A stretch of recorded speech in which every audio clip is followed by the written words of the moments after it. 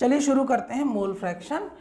सबसे हमने जो पहले किया था वो मास परसेंटेज किया था, फिर वॉल्यूम, फिर मास बाय वॉल्यूम परसेंटेज। इसी तरीके से हम हर इंडिविजुअल कॉन्सेंट्रेशन टर्म्स को एक पर्टिकुलर वीडियो में हम उसको कवर करेंगे। तो मोल फ्रैक्शन क्या होता है उससे जानने से पहले आप ये देखिए कि मोल फ्रैक्शन को जो हम डिनोट किससे करते हैं, एक्स से।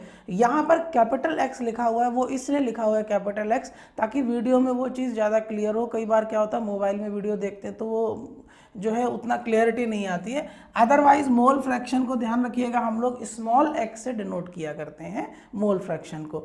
डेफिनेशन क्या कहती है, हालांकि डेफिनेशन आपके एग्जाम में पूछता नहीं है, लेकिन कहीं ना कहीं आपको वो चीज़ की क्लियरिटी होनी चाहिए कि ये मुझसे कहना क्या चाह रहा है, मतलब मोल फ्रैक्शन या कोई भी कॉन्सेंट्रेशन टर्म है उसका सेंस क्या निकल के आ रहा है। तो सबसे पहली चीज़ डेफिनेशन क्या है, ratio of number of moles of one component. देखिए किसी भी सॉल्यूशन में कई कंपोनेंट हो सकते हैं, तो हम हर इंडिविजुअल कंपोनेंट का मोल फ्रैक्शन निकाल सकते हैं। सॉल्यूट अगर मान लेते हैं दो सॉल्यूट है एक सॉल्वेंट है, तो इंडिविजुअल हम दोनों सॉल्यूट का मोल फ्रैक्शन निकालते हैं और सॉल्वेंट का भी मोल फ्रैक्शन हम यहाँ से निकाल सकते हैं। तो क्या है कि ratio of number of moles of one component to the total number of, to the total, इसको याद रखेंगे, total number of moles of all the components, सारे कंपोनेंट्स का मोल फ्रैक्शन। जिसका मोल फ्रैक्शन मुझे निकालना है उसके नंबर ऑफ मोल्स को मैं न्यूमरेटर पर रखूंगा, फिर डिनोमिनेटर में जितने भी और मेरे पास जो कंपोनेंट है उस सॉल्यूशन में उन सभी का मैं क्या करूंगा, यहाँ पर नंबर ऑफ मोल्स रखूंगा। तो शुरू करते हैं नंबर। अच्छा, इसमें नंबर ऑफ मोल्स मैंने किसी पर्टिकुलर वीडियो में कवर नहीं किया है, तो मुझे लगा कि मोल फ्रैक्शन वाले चैप्टर इसमें ही इसको कवर करना चाहिए।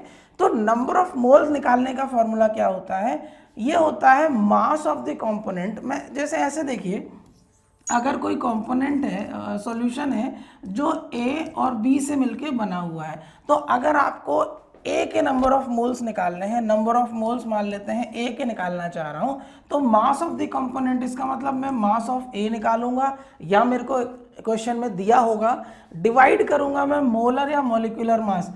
देखिए मोलर मास मॉलिक्यूलर मास एक ही बात है, कभी कभी हम इसको ग्राम मॉलिक्यूलर वेट करके भी जो है इसको बताते हैं या लिखते हैं, तो वहाँ पर भी कोई ऐसी दिक्कत नहीं है, तीनों एक ही सेंस को हमें बताती हैं। तो नंबर ऑफ मोल्स अगर आपको निकालना है तो number of moles of A is equal to mass of A, जो भी उसका मास होगा डिवाइडेड बाई उसके मॉलिक्यूलर मास से। मान लो ये एक कंपोनेंट है, किसी सॉल्यूशन में एक और कंपोनेंट है एन बी, तो mass of B divided by molecular mass of B, जो भी मॉलिक्यूलर मास होगा बी का वो रख देंगे। तो इस तरीके से, तो सबसे पहली चीज आपको मोल फ्रैक्शन निकालने से पहले आपको जो है वो नंबर ऑफ मोल्स निकालना आना चाहिए। आप इसका स्क्रीनशॉट ले लीजिए, मैं इसको इरेज कर रहा हूँ, आप आगे बढ़ते हैं।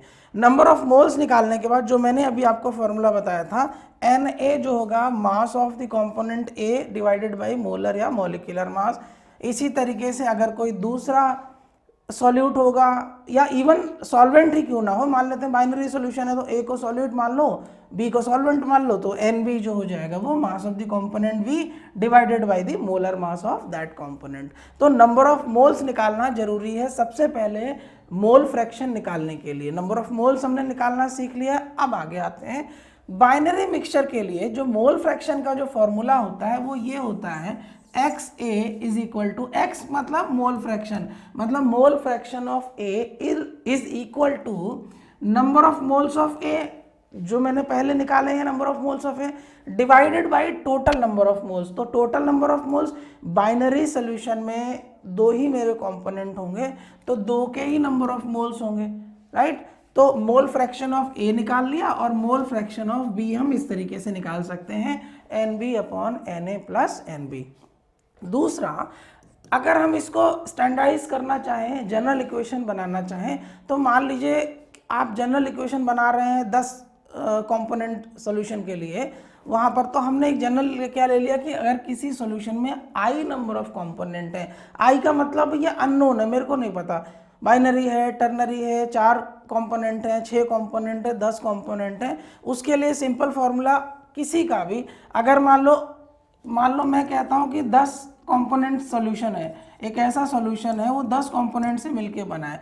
तो x1 का मतलब है पहला वाला कंपोनेंट, x1 का मतलब है mole fraction of first component will equal to number of moles of first वाले के number of moles divided by 1 2 3 4 ऐसे करके जो ni आ जाएगा उसकी जगह पर n 10th वाला आ जाएगा, तो 10 के नंबर ऑफ मोल्स आ जाएंगे। तो फॉर्मूला क्या कहता है, अगर आपको मोल फ्रैक्शन जिस कंपोनेंट का निकालना है ऊपर रखेंगे number of moles of that component divided by total number of moles of the component present in the solution. इसको हम इस तरीके से स्टैटिस्टिक्स में हम पढ़ा करते हैं समेशन वाला।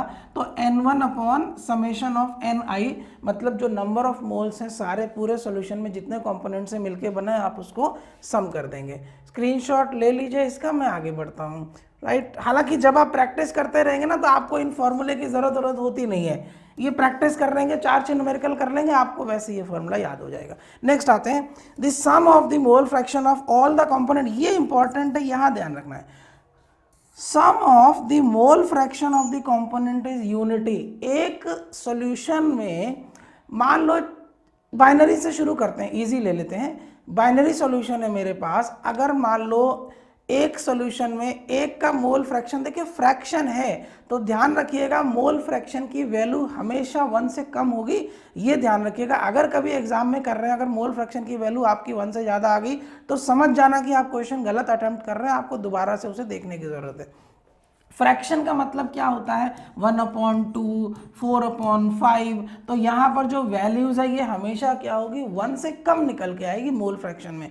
तो बाइनरी सॉल्यूशन के लिए क्या होगा, पहला XA प्लस XB दोनों का mole fraction is equal to 1, ये इक्वेशन होती है। मतलब अगर बाइनरी सॉल्यूशन है तो दोनों के मोल फ्रैक्शन को आप ऐड करेंगे तो वो 1 के बराबर पहुंचेगा। टर्नरी सॉल्यूशन है, 3 कंपोनेंट वाला सिस्टम है, तो XA plus XB plus XC is equal to 1 पहुंचेगा। 4 कंपोनेंट है तो फिर ऐसे ही XA plus XB plus XC plus XD is equal to 1 पहुंचेगा। ध्यान रखिएगा मोल फ्रैक्शन में जितने भी कंपोनेंट हैं सबके फ्रैक्शन की वैल्यू जो है वो 1 से कम आनी चाहिए, और अगर आप उन सारे कंपोनेंट्स के मोल फ्रैक्शन को ऐड करते हैं 1 के बराबर होगा। तो कभी क्वेश्चन में क्या होता है ना, मान लो बाइनरी कंपोनेंट सिस्टम है, तो बाइनरी कंपोनेंट सिस्टम में क्या होता है, एक का मोल फ्रैक्शन आपने निकाल लिया, दूसरे का निकालना है, तो हम क्या करते हैं ना, वो कैलकुलेशन नहीं करते हैं, हम क्या करते हैं पहले का हमने निकाल लिया 1 में से उसको माइनस कर देते हैं। कुछ क्वेश्चंस आएंगे देखेंगे, वहां से हमें और ज़्यादा क्लियरिटी होगी, न्यूमेरिकल करेंगे तो रियल जो है वो पिक्चर क्लियर होगी। चलिए कुछ इंपॉर्टेंट पॉइंट है इसमें। मोल फ्रैक्शन की कोई यूनिट नहीं होती, ध्यान रखिएगा, फ्रैक्शन की कोई यूनिट नहीं होती है। फ्रैक्शन कैसे बनता है, ऊपर जो क्वांटिटी होगी वो सिमिलर होगी, नीचे वाली भी सिमिलर क्वांटिटी होगी। मतलब अगर हम उसके डायमेंशंस की बात करें, मतलब किलोग्राम अपॉन किलोग्राम होगा इस तरीके से, ठीक। तो दोनों का जो है वो क्या होगा, आपस में किलोग्राम कट जाएगा, तो जो भी फाइनल आंसर आएगा वो यूनिटलेस निकल के आएगा। ये क्वेश्चन कभी मुझे याद नहीं आ रहा, लेकिन कई बार एक आध क्वेश्चन जो है एग्जाम में पूछा गया है, मतलब 4 क्वांटिटी दे दी तो पूछा गया इनमें से कौन से डायमेंशनलेस हैं।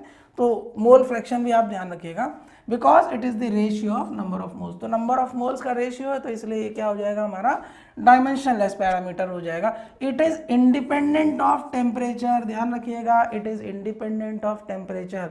टेम्परेचर का इस पर कोई फर्क नहीं पड़ता है, ठीक। तो नॉर्मली हमने एक जो पहले वीडियो किया था तो हमने वहाँ बात की थी टेम्परेचर डिपेंडेंट और टेम्परेचर इंडिपेंडेंट पैरामीटर्स पर। तो जनरली हम टेम्परेचर इंडिपेंडेंट पैरामीटर्स से ही कंसंट्रेशन को एक्सप्रेस करना पसंद करते हैं। वो इसलिए पसंद करते हैं ताकि जो वैल्यूज़ हैं हमारी वो टेम्परेचर चेंज होने पर डिफर ना हो। मतलब ऐसा नहीं कि हम किसी एक सोल्यूशन को एक जगह से लेकर दूसरी जगह रीलोकेट हुए और हमने वहाँ जाके उसका कॉन्सेंट्रेशन मेजर किया, अगर वो टेम्परेचर डिपेंडेंट होगा तो फिर तो वो आएगा ही नहीं, वो वैल्यू गलत आएगी। तो टेम्परेचर इंडिपेंडेंट वाले में वो वैल्यू आपको सही मिलेगी। तो ज़्यादातर कभी आपसे क्वेश्चन पूछ ले कि भाई कैसे आप किस पैरामीटर को ज़्यादा अच्छा मानते हैं या किससे आपको लगता है कि मेरे को ये एक्सप्रेस करना सही है, तो जब भी टेम्परेचर इंडिपेंडेंट क्राइटेरियाज या टेम्परेचर इंडिपेंडेंट पैरामीटर्स होंगे उनको आप हमेशा वैल्यू देंगे as compare to temperature dependent. तो एक तो ये हो गया। तीसरा, mole percent is equal to mole fraction multiply by 100। Mole fraction तो मेरे को पता है, मान लो एक सॉल्यूशन में अगर कोई कंपोनेंट ए है, उसका मोल फ्रैक्शन आया 0.6, ठीक है। तो कभी कभी क्या होता है, मोल परसेंट से भी आंसर जो है पूछ लेता है, या कभी कभी पूछता है कि जो वैल्यू आएगी उसको मोल परसेंट में बताइए। तो जो भी मोल फ्रैक्शन निकल के आए, बहुत आसान है, मल्टीप्लाई कर दीजिए इसको 100 से, तो ये हो जाएगा 60%। तो ये बस मोल फ्रैक्शन है, बहुत ज़्यादा यूज़ नहीं है, लेकिन कह नहीं सकते, क्वेश्चन में कभी कभार घुमा के दे देता है। 60% 6.6 है तो वो फ्रैक्शन में दिया रहेगा। आप ऐसे भी समझिए, अगर कभी भी मोल फ्रैक्शन की वैल्यू अगर आपको डेसिमल में दे, मतलब 0.6, 0.25, 0.28, ये तो फ्रैक्शन है। कभी वो वैल्यू दे दे 6 लिख दे 6, तो ध्यान रखिएगा ये मोल फ्रैक्शन नहीं है, क्योंकि ये तो 1 से बड़ा हो गया है। तो ये वैल्यू आपको एक्चुअली ये मोल परसेंट में दे रहा है। तो बस ये ध्यान रखिएगा, क्योंकि कभी एग्जाम में क्या होता है कि कभी क्वेश्चन में ज़्यादा कुछ ट्विस्ट करने को मिलता नहीं है, तो फिर वो इस तरीके से जो है वो क्वेश्चंस को बनाने की कोशिश करते हैं, ताकि जो है कन्फ्यूजन क्रिएट हो। तो खैर चलिए, अब क्वेश्चंस पर आते हैं, यहाँ से आपको और ज़्यादा क्लियरिटी मिलेगी। क्वेश्चन कह रहा है, calculate the mole fraction of H2SO4 in a solution containing 98% H2SO4 by mass. इसका क्या मतलब है कि एक कोई सॉल्यूशन है, उसमें H2SO4 है, ठीक है। अब यहाँ पर मेरे को पता है H2SO4 है सॉल्यूट, सॉल्वेंट तो मेरे को दिया नहीं है। मैंने क्या बोला है पिछले वीडियोस में कई बार बताया है कि जब भी कभी आपको सॉल्वेंट ना दिया गया हो, आप हमेशा सॉल्वेंट मानेंगे वाटर, हमेशा अपनी अंडरस्टैंडिंग के लिए हमेशा। तो calculate the mole fraction of H2SO4 in a solution containing 98% H2SO4 by mass. तो अब हमने क्या करना है, इसको आपको कैसे शुरुआत कैसे करनी है देखिएगा। आप क्या करेंगे, let the mass of solution is equal to 100 gram. आप मास सॉल्यूशन का मास क्या मान लेंगे, 100 ग्राम। जब आपके पास सॉल्यूशन 100 ग्राम का है, तो आपके पास उसमें मास ऑफ H2SO4 कितना निकल के आएगा, 100 ग्राम के रिस्पेक्ट में ये आ जाएगा 98 ग्राम्स आ जाएगा, ठीक। ये मेरा क्या हो गया है, सॉल्यूट हो गया है। मैंने बोला है कि मुझे नहीं पता सॉल्वेंट क्या है, तो उस केस में आप सॉल्वेंट क्या मानेंगे, वाटर। तो सॉल्वेंट क्या मान लेंगे आप। अच्छा, कभी आपको जैसे वाटर कभी ज़रूरत पड़ती है तो ठीक है, नहीं तो आप ABCD से भी काम चला सकते हैं, ठीक है। तो मास ऑफ वाटर जो हो गया वो मेरा हो जाएगा 2 ग्राम। मास ऑफ वाटर क्या हो जाता है, 2 ग्राम। देख लीजिए, इन दोनों को मिला लेंगे तभी सॉल्यूशन का जो वेट हो जाएगा, जो मैंने एज्यूम किया 100 ग्राम, वो बन जाएगा। तो इतनी चीज़ क्लियर हुई है। तो जो बाई मास जो परसेंट दिया है ना, उससे मेरे को इतनी इंफॉर्मेशन मिल गई है। निकालना मेरे को क्या है, मोल फ्रैक्शन। अभी मोल फ्रैक्शन का फॉर्मूला देखिए, मैं इसको उस तरीके से कर रहा हूँ कि जब आपके पास ये क्वेश्चन आए तो आपको कैसे इसको सोचना है, कैसे शुरुआत करनी है, ठीक। तो जब भी कभी बाई मास करके इंडिकेट करें तो आप इस तरीके से सॉल्यूशन का वेट 100 ग्राम मान के चलेंगे। नॉर्मली सॉल्यूशन चैप्टर में जब भी कभी आप इस तरीके से फाइनल वॉल्यूम ऑफ सॉल्यूशन या वेट ऑफ सॉल्यूशन नहीं दिया हो, 100 ग्राम मान के चलिए, क्वेश्चन बहुत आराम से हो जाता है। मोल फ्रैक्शन निकालने का फॉर्मूला क्या है, नंबर ऑफ मोल्स किसके निकालने, H2SO4। तो number of moles of H2SO4 divided by total number of moles. तो टोटल नंबर ऑफ मोल्स में एक तो H2SO4 हो जाएगा, और दूसरा क्या हो जाएगा, number of moles of water. इसका मतलब आपको ये 3 चीजें चाहिए।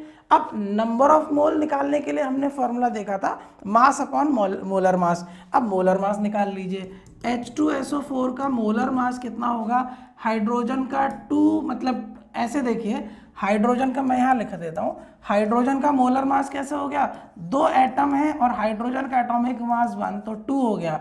सल्फर एक ही एटम है और इसका मोलिकुलर मास या मोलर मास 32 होता है। ऑक्सीजन का 16 होता है और 4 एटम है ऑक्सीजन के, तो 4 × 16 64। इसको प्लस कर दीजिए, 2 2 4 और 4 8, 3 और 6 9, 98। तो मोलर मास ना इसका आ गया है 98, इस तरीके से 98 आ गया। अभी आपको क्या करना है, वाटर का मोलर मास निकालना है। वाटर का मोलर मास निकालेंगे तो 2 प्लस ऑक्सीजन का 16, देखो 2 मैंने डायरेक्ट लिख दिया, 2 × 1, तो ये हो जाएगा आपका 18। तो मोलर मास H2SO4 का हो जाता है 18। ठीक, देखिए अभी मैं आगे पूरा दिखाऊंगा कि इसको स्टेप बाय स्टेप्स कैसे सॉल्व करते हैं, लेकिन पहले आपको एक रफ आइडिया हो जाए कि अगर कुछ क्वेश्चंस ऐसे आते हैं तो उनको अटेम्प्ट की शुरुआत कैसे करनी है। ठीक, तो H2SO4 का 98, क्योंकि नंबर ऑफ मोल्स चाहिए, नंबर ऑफ मोल्स में मास अपॉन मोलर मास चाहिए। अब नंबर ऑफ मोल्स H2SO4 के निकालने हैं, तो नंबर ऑफ मोल H2SO4 का निकालना है तो पहले mass of H2SO4, mass of H2SO4 कितना है 98 है, और मोलर मास कितना है 98 है। देखिएगा मोलर मास 98 है। इसी तरीके से number of moles of H2O निकलेगा, वो कितना निकलेगा, ये हमारे पास मास कितना हो जाएगा 2, मोलर मास कितना है 18 हो जाएगा। अब आपको नंबर ऑफ मोल्स इसके मिल गए, इसके मिल गए, आप यहाँ पुट कर दीजिए, यहाँ पुट कर दीजिए, यहाँ पुट कर दीजिए, इसको सॉल्व कर लीजिए। तो इस तरीके से आप क्वेश्चन को सॉल्व कर सकते हैं। मैं अब इसको प्रॉपर करके बताता हूं कि ये आप एग्जाम में अगर आएगा तो आप उसको कॉपी में कैसे अटेम्प्ट करेंगे। ये तो हो गया कि मेरे को चीज़ पता चल गई है, तो जो चीज़ आपको पूछी गई है ना क्वेश्चन में, उस चीज़ को, उसका फॉर्मूला लिख लीजिए। फिर आप क्या करिए, इसको पीछे से कोशिश करिए कि भाई मैं कैसे कैसे इस वैल्यू को मैं निकाल सकता हूं ताकि मैं फाइनल इक्वेशन में इसको फिल कर सकूं। आगे बढ़ते हैं, इसको मैं इरेज कर रहा हूं, अब मैं आता हूं प्रॉपरली इसको। तो मैंने क्या किया, 98% of H2SO4 by wait means in a 100 gram of solution 98 gram of H2SO4 is present. तो 98 ग्राम मेरे को मास ऑफ H2SO4 कितना ले लिया मैंने 98 ग्राम। जैसे ही H2SO4 का मास 98 ग्राम लेंगे, वेट ऑफ वाटर आपका कितना हो जाएगा 100 माइनस 98, ये आपका आ गया 2 ग्राम। इसके बाद number of moles of H2SO4, तो नंबर ऑफ मोल्स क्यों, क्योंकि मेरे को पता है कि मेरे को मोल फ्रैक्शन निकालना है, तो फॉर्मूले में वो वैल्यू मेरे को चाहिए ही होगी। तो number of moles of H2SO4 N1 होगा wait upon gram molecular wait. देखिए कभी आप बुक में देखें GMW, ग्राम molecular wait, molar mass, molecular mass, confuse नहीं होना है, एक ही बात कहना चाह रहा है। तो number of moles of H2SO4 wait upon gram molecular mass, तो 98 डिवाइडेड बाई H2SO4 का मॉलिक्यूलर वेट 98 हमने अभी कैलकुलेट किया था। 2 हाइड्रोजन, सल्फर का 32, ऑक्सीजन का 16, 4 एटम है तो 16 4 जा 64, प्लस कर लेंगे 98 मिल जाएगा। तो आपका टोटल जो हो गया वो 1 मोल आ गया। तो यहाँ पर जो N मतलब number of mole of H2SO4 वो 1 आ गया। आगे बढ़ते हैं, number of moles of H2O जो मेरा सेकंड कंपोनेंट है बाइनरी सॉल्यूशन में, उसका निकालते हैं। तो number of moles of H2O again weight upon gram molecular weight, weight कितना है 2 ग्राम है, ग्राम मॉलिक्यूलर वेट 2 और 16 ऐड करेंगे तो 18, तो 18 इसको सॉल्व करेंगे तो आपका 1/9 आता है। ठीक, मोल फ्रैक्शन ऑफ H2SO4 का मोल फ्रैक्शन निकालने के लिए x1, देखिए मैंने यहाँ पर क्या x1 लिखा हुआ है, आप चाहे तो इसको ऐसे भी लिख सकते हैं, मोल फ्रैक्शन ऑफ H2SO4 और मोल फ्रैक्शन ऑफ वाटर, इस तरीके से। ये ठीक है, ऐसा नहीं गलत है, लेकिन अगर आप ऐसे लिखेंगे ना तो थोड़ा सा जो एग्जामिनर है उस पर एक अच्छा इम्पैक्ट जाता है। ठीक, लिखने के तरीके से कुछ तो देखिए बेनिफिट कहीं ना कहीं तो रहता है, डायरेक्ट या इनडायरेक्ट बेनिफिट बिल्कुल मिलेगा अगर आप कुछ चीज़ों को बहुत ज़्यादा क्लियरिटी के साथ कॉपी में सॉल्व करते हुए चलेंगे। बजाय N1 के x1 के आप प्रॉपरली सबस्क्रिप्ट में 1 2 3 4 ABCD ना लेने की बजाय जो कंपोनेंट है, जो उसका केमिकल फार्मूला है या जो उसका नाम है वो लिख के चलेंगे तो वो ज़्यादा अच्छा है। तो N1 upon N1 plus N2, तो ये हो जाएगा 1/1 प्लस, देखिए N1 मेरा क्या है H2SO4, तो H2SO4 हमने देखा था पिछली स्लाइड में 98/98 आ रहा था 1, 98 ग्राम H2SO4 था इसका मॉलिक्यूलर वेट, तो उसका तो 1 आ गया, N1 1 आ गया, N2 अभी अभी निकाला है तो ये 1/9, इसको सॉल्व करेंगे तो हमारे पास 0.9। तो कितना H2SO4 का मोल फ्रैक्शन है 0.9 मोल फ्रैक्शन है H2SO4 का। तो यहाँ से देखिए मोल फ्रैक्शन ऑफ H2SO4 मिल गया।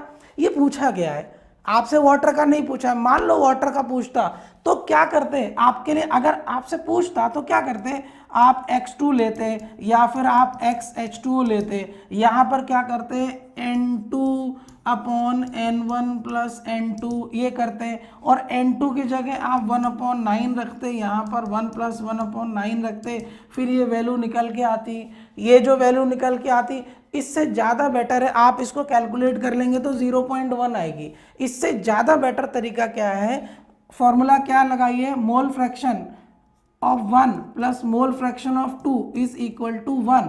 तो 1 पहले का आपको पता चल गया है, 0.9 plus x2 is equal to 1, तो यहाँ से x2 की वैल्यू 0.1 आती है। तो इस तरीके से भी आप इसको सॉल्व कर सकते हैं। बाइनरी कंपोनेंट सॉल्यूशन में एक का निकाल लिया, दूसरे का निकालना है, 1 से माइनस कर दीजिए।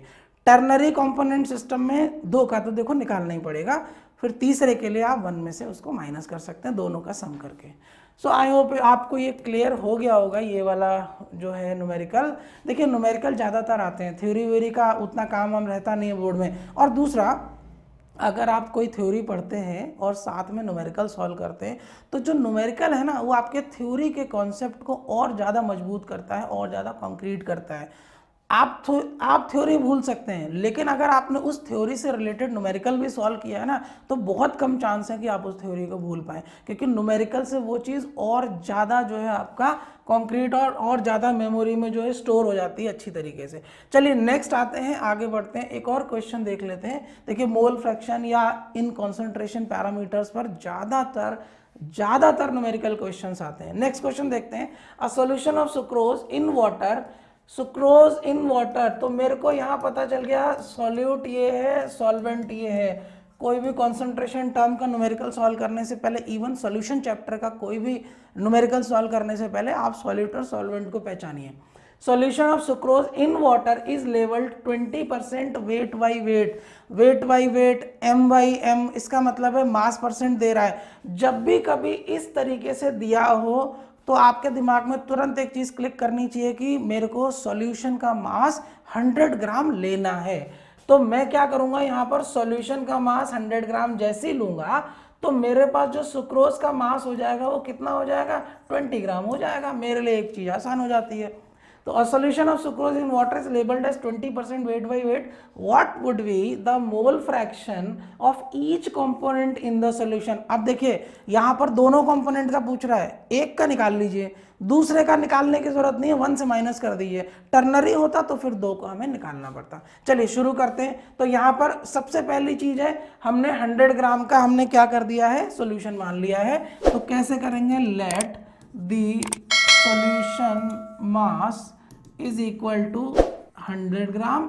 इसके वजह से जो मास ऑफ सॉल्यूट है मेरा, अब मैं सॉल्यूट ना लिख के सुक्रोज लिख रहा हूँ, तो मास ऑफ सुक्रोज मेरा कितना हो जाएगा, 20 ग्राम हो जाएगा। इसी तरीके से mass of solvent, mass of solvent, अब देखिए यहाँ पर क्या वाटर है, तो मैं क्या लिख रहा हूँ, मास ऑफ वाटर, ये मेरा कितना आ जाएगा, 100 माइनस 20, ये हो जाएगा 80। टोटल सॉल्यूशन का मास 100 ग्राम है, 20 ग्राम सुक्रोज है, सॉल्वेंट का मास 80 ग्राम मेरा निकल के आ जाएगा। इतनी चीज़ मुझे क्लियर हो गई है। चलिए आगे बढ़ते हैं, इसको आप चाहे तो इसको नोट कर लीजिए। अब मेरे को क्या हो गया, मास ऑफ सुक्रोज है, मास ऑफ सॉल्वेंट है, मास ऑफ वाटर मेरे पास आ गया है। अब मेरे को क्या करना है, number of moles of sucrose निकालना है। सुक्रोज का केमिकल फॉर्मूला C12H22O11, ग्लूकोज का भी याद रख लीजिएगा C6H12O6, ठीक। तो सुक्रोज का केमिकल फॉर्मूला ये हो गया। सुक्रोज का एक बार हम देखते हैं मॉलिक्यूलर वेट निकालने का, तो 12 इंटू 2 24 और 22 इंटू 1 22 और 11 है तो 11 इंटू 16, 11 6 66 और 1 76। इसको प्लस कर देंगे, 6 2 8 और 4 12, 1 3 2 5 और 7 12, नहीं गलत है, कुछ गड़बड़ है, देखते हैं आगे किया होगा इसमें। चलिए ठीक है, आगे बढ़ते हैं। Solution of sucrose in water कैसे सॉल्व करना है, मास ऑफ सुक्रोज कैसे निकाला है, 20 ग्राम, वेट बाई वेट दिया है इसीलिए यहाँ ले लिया। Molar mass of sucrase C12H22O11 342 आ रहा है, कहीं हम कैलकुलेशन मिस्टेक कर रहे होंगे। मास ऑफ वाटर सॉल्वेंट है 20 ग्राम, ये है 100 से माइनस कर दिया है, हमारे पास क्या आ जाता है 80 ग्राम। इतनी चीज़ क्लियर हो गई है। मोलर मास ऑफ वाटर 18 हमको पता है ये, राइट। नेक्स्ट आइए, number of moles of sucrose निकालने के लिए mass of sucrose divided by molar mass of sucrose. Mass of sucrose कितना है मेरे पास, 20 ग्राम है, और डिवाइड किससे करेंगे, 342 जो कि उसका मोलर मास है। तो 20 डिवाइडेड बाय 342, इसकी वैल्यू आपके पास ये आ रही है। इसी तरीके से number of moles of water, water कितना है 20 ग्राम सुक्रोज है, 80 ग्राम वाटर हो जाएगा और वाटर का मोलर मास हो जाएगा 18। तो यहाँ से हम इसको क्या कर देते हैं, 80 डिवाइडेड बाई 18 कर देते हैं, आगे पहुंचेंगे तो 4.45 मोल। अब नंबर ऑफ मोल्स आपको निकालने हैं, ठीक है ना। तो यहाँ पर क्या हो रहा है, टोटल नंबर ऑफ मोल्स, इसकी जरूरत कहाँ पड़ेगी, मोल फ्रैक्शन में। मोल फ्रैक्शन जब किसी एक कंपोनेंट का निकालते हैं तो डिनोमिनेटर में टोटल नंबर ऑफ मोल्स आता है। तो total number of moles is equal to n sucrose plus n water, मतलब number of moles of sucrose plus number of water. तो ये और प्लस ये ऐड कर देंगे तो इन दोनों का समेशन करके आपका 4.5 आता है, ठीक। तो मेरे को ये 2 3 चीजें पता चल गई हैं। अब मेरे को क्या करना है कि आपका मोल फ्रैक्शन निकालना है। तो मोल फ्रैक्शन ऑफ सुक्रोज क्या हो जाएगा, ऊपर हमारे पास मोल फ्रैक्शन के लिए क्या होता है, नंबर ऑफ मोल्स ऑफ ये सुक्रोज वाला, तो number of moles of sucrose divided by total number of mole. तो सुक्रोज प्लस ये है वाटर, तो NW लिख लेता हूँ।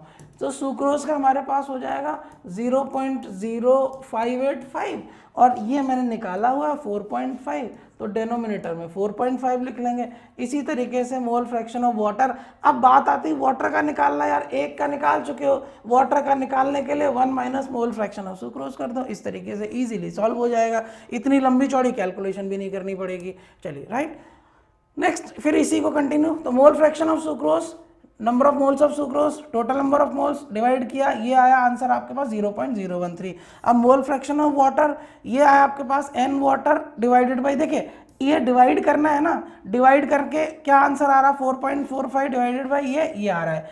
आप देख ली, सॉरी आप देखिए 1 में से 0.013 माइनस करेंगे, यही मिलेगा। डिवाइड करके निकाल रहे हैं भाई, डिवाइड के इतने ज़्यादा चीज़ों को कॉम्प्लिकेट क्यों करना, डिवाइड मल्टीप्लाई प्लस माइनस करो ना आराम से। तो 1 में से ये माइनस करके आपका ये सॉल्यूशन हो जाएगा। तो नेक्स्ट ये क्वेश्चन, इस तरीके के क्वेश्चंस आते हैं। तो देखिए इस क्वेश्चन में क्या है, मास परसेंटेज का भी कॉन्सेप्ट आपसे पूछ लिया है और मोल फ्रैक्शन भी निकलवा लिया है और नंबर ऑफ मोल्स भी निकलवा लिया है। तो आप देख रहे हैं इस तरीके के क्वेश्चन तो ज़्यादातर बोर्ड में क्या होता है, mass percentage, volume percentage, mass by volume percentage, उनका इंडिविजुअल क्वेश्चन ना बना के मोल फ्रैक्शन पे क्वेश्चन बनाते हैं। उन्हें पता है कि मोल फ्रैक्शन पे क्वेश्चन बनाएंगे तो नंबर ऑफ मोल्स निकालना ही पड़ेगा, और कुछ क्वेश्चन को इस तरीके से हम फ्रेम करेंगे जहाँ पर हम उनसे मास परसेंटेज की भी कॉन्सेप्ट और अंडरस्टैंडिंग को पूछ सकते हैं, राइट। तो ये तो रहा हमारा। आई होप नेक्स्ट क्वेश्चन देखते हैं। आपको आई थिंक कुछ चीज़ों को समझ में आ रहा होगा आपको और मज़ा भी आ रहा होगा क्वेश्चंस करने में। देखिए थ्योरी के साथ साथ न्यूमेरिकल करते रहिए, अच्छा रहता है, आपका जो है वो कॉन्सेप्ट और स्ट्रांग होते हैं। Calculate the mole fraction of benzene, benzene का chemical formula C6H6 in a solution containing 30%, फिर वही चीज़ दे दी है 30% by mass in carbon tetrachloride. Carbon tetrachloride होता है CCl4।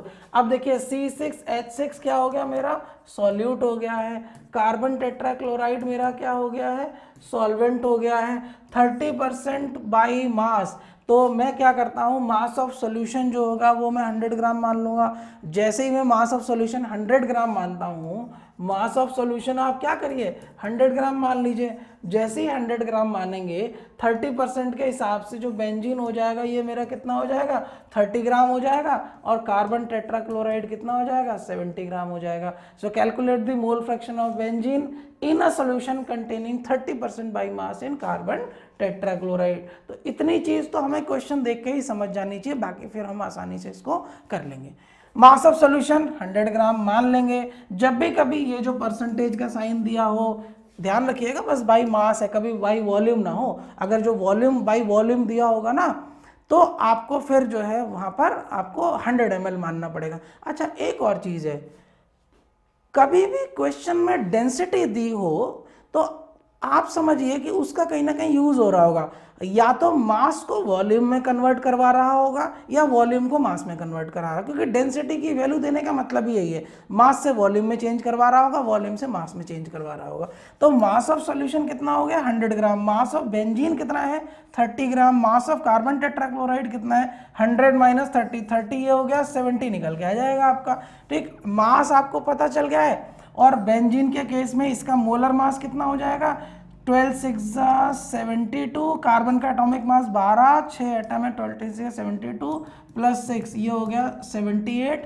कार्बन टेट्राक्लोराइड, तो कार्बन टेट्राक्लोराइड में कार्बन 12 क्लोरीन का एटॉमिक नंबर 17, 17 35.5, तो 4 इंटू 35.5 तो 12 प्लस 4 5 ज़ा 22, 4 5 ज़ा 20, 22, 4 3 ज़ा 12, ये 13 हुआ। 4 5 ज़ा 20 और 4 5 ज़ा 20, 22 2 4 ज़ा 14, 154, ये आएगा आपका 154। ठीक है, चलिए इसको आप चाहो तो स्क्रीनशॉट ले लो। ठीक है, तो मास ऑफ बेंजीन हमें पता चल गया, मास ऑफ CCl4 पता चल गया, मॉलिक्यूलर वेट CCl4 और बेंजीन का जो है मैंने निकाल लिया 78। ठीक, चलिए आगे बढ़ते हैं। Mass of molecular weight of 154, molecular weight of benzene 78, अभी अभी जो कैलकुलेट किया था। आगे बढ़ेंगे तो इसको देखिए, एक चीज़ और है, जैसे कि कहाँ गया, हाँ ठीक है, मास। देखिए आप जब क्वेश्चंस करते हैं ना तो आपको एक प्रॉपर तरीके से चलना है, इधर उधर नहीं भागना है। ठीक है ना, आप एक सीक्वेंस से चलेंगे। जैसे मैं एक चीज़ को सॉल्व करके बता रहा हूँ तो मैं इसलिए बता रहा हूँ कि आप जो है सोचें, कैसे सोच लेंगे कि मुझे, आपको पता है कि मुझे यहाँ से एक डेस्टिनेशन पर जाना है, पहले आप सोच लीजिए कि मुझे वहाँ तक पहुँचना है, रास्ता अपने आप मिलेगा, आप उसके अकॉर्डिंग चीज़ों को ड्राफ्ट करते जाएंगे इजीली। तो आपको पता चल गया कि मेरे को किन किन स्टेप के थ्रू होके गुजरना है। तो mass of solution, mass of CCH6, ये सारी चीज़ें, mass of this and this. Next, number of moles of benzene, mass upon molar mass, तो मास ऑफ बेंजीन 30 ग्राम हो जाएगा, मोलर मास 78 हमने निकाला है, तो 30/78। इसके बाद नेक्स्ट आपका आता है number of moles of CCl4, 70 divided by 154, ये आपको आ गया, नंबर ऑफ मोल्स आपको मिल गया। अब आपको मोल फ्रैक्शन निकालना है बेंजीन का, तो बेंजीन के मोल फ्रैक्शन के लिए मोल फ्रैक्शन ऑफ बेंजीन C6H6 क्या हो जाएगा, ऊपर आप ये रखेंगे 0.385 डिवाइड करेंगे इसके दोनों टोटल नंबर ऑफ मोल्स से, तो ये हो जाएगा 0.385 प्लस 0.454। इस तरीके से आप इसको निकालेंगे। तो यहाँ से इस तरीके से आप वैल्यूज कैलकुलेट करेंगे। मोल फ्रैक्शन ऑफ बेंजीन, देखिए number of moles of benzene divided by total number of moles, binary component system है। बेंजीन का कार्बन टेट्राक्लोराइड के साथ कर दिया 0.385 डिवाइडेड बाई 0.385, ये वैल्यू आपको कैलकुलेट करके मिलती है 0.4583।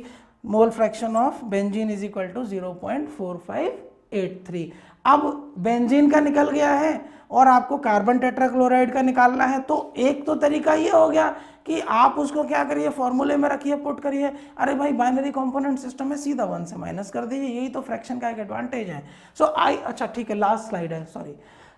तो आई होप ये वीडियो आपको मोल फ्रैक्शन का क्लियर हो गया होगा। इसके बाद हम पार्ट्स पर मिलियन, मोलैरिटी, फॉर्मेलिटी देखते हैं, फॉर्मेलिटी का करते हैं कि नहीं करते हैं वीडियो, क्योंकि फॉर्मेलिटी के ना तो कोई क्वेश्चंस आते हैं और फॉर्मेलिटी का कॉन्सेप्ट केवल और केवल आयनिक कंपाउंड में एक्ट करता है, और इन जनरल हम उतना जाते नहीं हैं, फॉर्मेलिटी से कोई क्वेश्चंस बनते भी नहीं हैं। मोलैरिटी और मोलैलिटी एक इंपॉर्टेंट कॉन्सेप्ट है जो हम आगे पढ़ेंगे। सो आई होप ये वीडियो आपको पसंद आया होगा। मिलते हैं अगले वीडियो में। वीडियो इसी तरीके से देखते रहिए और अच्छी तरीके से आप पढ़ाई कीजिए, एग्जाम्स में अच्छा परफॉर्म कीजिए। Thank you.